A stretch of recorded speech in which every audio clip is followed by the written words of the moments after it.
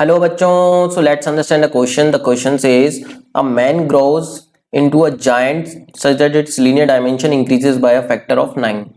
Assuming that his density remains same, the stress in the leg will change by a factor of.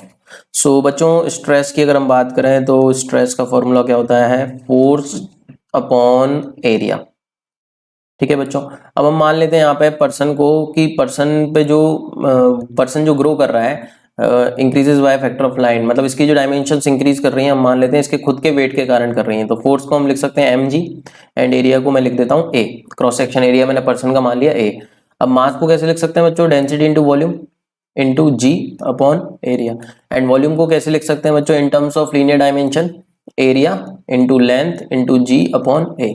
सो बच्चों a से ए cancel हो जाएगा, तो हम देख सकते हैं आ गया rho into l into g in terms of linear dimension length l. So हम देख सकते हैं बच्चों ये जो स्ट्रेस आई, ये सिग्मा बोल रहे हैं अगर स्ट्रेस को, तो डेंसिटी तो यहाँ पे कांस्टेंट बोला गया हमको, तो स्ट्रेस अगर हम देखें डेंसिटी कांस्टेंट है, जी कांस्टेंट रहता है, तो stress is directly proportional to length हम बोल सकते हैं।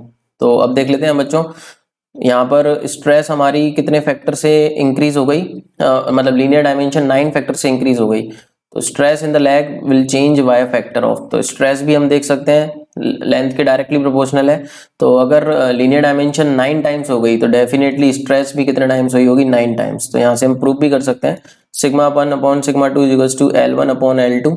तो यहाँ पर हमको बच्चों ये L ले लेते हैं, L2 9L दे रखा है, तो हम देख सकते हैं जो सिग्मा 2 आया that is 9 times of sigma 1, मतलब जो स्ट्रेस है वो 9 टाइम्स हो गई, उसकी लेंथ 9 टाइम्स होने के कारण। तो option third is the correct answer बच्चों। I hope you got the answer. Thank you so much and all the very best.